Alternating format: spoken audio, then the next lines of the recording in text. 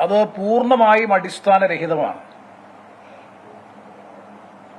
ഇടതു ജനാധിപത്യ മുന്നണിയുടെ യോഗം അങ്ങനെ എന്നെ ചുമതലപ്പെടുത്തുകയോ ഏതെങ്കിലും തരത്തിലുള്ള UDF നേതൃത്വവുമായി പ്രത്യക്ഷമായോ പരോക്ഷമായോ ഒരിടപെടൽ നടത്തുകയോ ഞാൻ ചെയ്തിട്ടില്ല എന്ന് മാത്രമല്ല, അന്ന് ആ സമരം അവസാനിക്കുന്നു എന്ന് ഞാൻ അറിയുന്നത് തന്നെ സെക്രട്ടേറിയറ്റ് നടയിൽ ഞാൻ പ്രസംഗിച്ചുകൊണ്ട് നിൽക്കുമ്പോഴാണ്. എനിക്കിപ്പോഴും നല്ല ഓർമ്മയുണ്ട്. സമരം അവസാനിക്കുന്നു, അവസാനിപ്പിക്കാനുള്ള ചർച്ചകൾ പലതലത്തിൽ നടക്കുന്നു എന്ന അഭ്യൂഹങ്ങൾ രാവിലെ തന്നെ പരന്നിരുന്നു. ശ്രീ തോമസ് ഐസക് കന്റോൺമെന്റ് ഗേറ്റിലും ഞാൻ ട്രിവാൻഡ്രം ഹോട്ടലിന് സമീപമുള്ള സെക്രട്ടേറിയറ്റിന്റെ തെക്കേ ഗേറ്റിലും പ്രസംഗിച്ചുകൊണ്ട് നിൽക്കുമ്പോഴാണ് മുഖ്യമന്ത്രിയുടെ രാജിയില്ലാതെ ഒരു തരത്തിലും ഈ സമരം പിൻവലിക്കില്ല എന്ന് വളരെ ആവേശത്തോടെ തീവ്രമായ വികാരത്തോടുകൂടി സംസാരിച്ചുകൊണ്ട് നിൽക്കുന്ന ഘട്ടത്തിലാണ് പാർട്ടി സംസ്ഥാന കമ്മിറ്റി ഓഫീസിൽ നിന്ന് അന്ന് പാർട്ടി സെക്രട്ടറി ആയിട്ടുള്ള അസീസേട്ടന്റെ നിർദ്ദേശപ്രകാരം എനിക്ക് കുറിപ്പ് ലഭിക്കുന്നത്. പാർട്ടി ഓഫീസിൽ നിന്ന് വന്ന് അടിയന്തരമായി AKG സെന്ററിലേക്ക് ചെല്ലാൻ നിർദ്ദേശിച്ചത്. അങ്ങനെ സത്യത്തിൽ ഞാൻ പ്രസംഗം നിർത്തുകയായിരുന്നു. AKG സെന്ററിൽ ചെല്ലാനുള്ള നിർദ്ദേശം പാർട്ടിയിൽ നിന്ന് RSPയിൽ നിന്ന് ലഭിച്ചതിന്റെ അടിസ്ഥാനത്തിൽ സംസാരിച്ചുകൊണ്ട് നിന്ന് ഞാൻ എന്റെ പ്രസംഗം തെക്കേ ഗേറ്റിൽ ട്രിവാൻഡ്രം ഹോട്ടലിന് സമീപമുള്ള ഗേറ്റിന് സമീപമുള്ള പ്രസംഗം നിർത്തി. ഞാൻ പാർട്ടി സംസ്ഥാന സെക്രട്ടറി സാബ് A അസീസിനോടൊപ്പം ഞങ്ങൾ നേരെ AKG സെന്ററിൽ ചെല്ലുന്നു.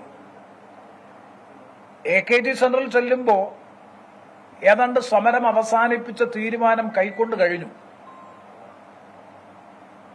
അന്ന് ഞാൻ മനസ്സിലാക്കുന്നത് ശരിയെങ്കിൽ സംസ്ഥാനത്തിന്റെ മുഖ്യമന്ത്രിയുടെ പത്രസമ്മേളനം ദൃശ്യമാധ്യമത്തിലൂടെ കാണാൻ വേണ്ടിയിട്ടുള്ള ടെലിവിഷൻ സെറ്റ് അടക്കം LDF യോഗം ചേരുന്ന മുറിയിൽ ക്രമീകരിച്ച് അദ്ദേഹത്തിന്റെ പത്രസമ്മേളനം കാണാൻ വേണ്ടി LDFന്റെ നേതാക്കളൊക്കെ കാത്തിരിക്കുന്ന ഘട്ടത്തിലാണ് ഞാനും ഞങ്ങളുടെ പാർട്ടി പ്രതിനിധികൾ ASCസിന്റെ നേതൃത്വത്തിൽ ഞങ്ങൾ അവിടെ ചെല്ലുന്നത്. അവിടെ ചെന്നപ്പോൾ സാഹചര്യങ്ങളാകെ വിശദീകരിച്ചതിന്റെ അടിസ്ഥാനത്തിൽ ജുഡീഷ്യൽ അന്വേഷണം പരസ്യമായി പത്രസമ്മേളനം വിളിച്ച് പ്രഖ്യാപിക്കാമെന്ന് ഗവൺമെന്റ് സമ്മതിച്ചിട്ടുണ്ട്. അതിന്റെ അടിസ്ഥാനത്തിൽ പത്രസമ്മേളനം കണ്ടതിന് ശേഷം ഈ കാര്യത്തിൽ തീരുമാനമെടുക്കാമെന്നാണ് പൊതുവായി നിർദ്ദേശം വന്നത്.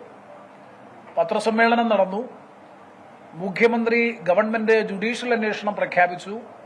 ആ ജുഡീഷ്യൽ അന്വേഷണം പ്രഖ്യാപിച്ചതിന് ശേഷം നടന്ന ചർച്ചകളിലാണ് ഒരു പൊതുസമവായത്തിന്റെ അടിസ്ഥാനത്തിൽ സമരം പിൻവലിക്കാനുള്ള തീരുമാനം ഔപചാരികമായി എടുത്തത്.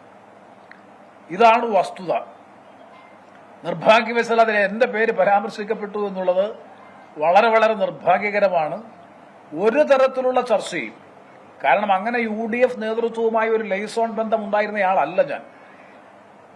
LDFന്റെ ശക്തനായ വക്താവായി പ്രചരണ രംഗത്തും പ്രക്ഷോഭ രംഗത്തും നിറഞ്ഞു നിന്ന് പ്രവർത്തിച്ച ഒരു പൊതുപ്രവർത്തകൻ എന്ന നിലയിൽ, അല്ലെങ്കിൽ LDFന്റെ പ്രവർത്തകൻ എന്ന നിലയിൽ ഒരു തരത്തിലുള്ള ഇടപെടലും ഗവൺമെന്റുമായിട്ടോ UDFന്റെ പ്രതിനിധികളുമായിട്ടോ പ്രത്യക്ഷമായോ പരോക്ഷമായോ ഒരു തരത്തിലുള്ള ഇടപെടലും ചർച്ചയും നടത്തിയിട്ടില്ല.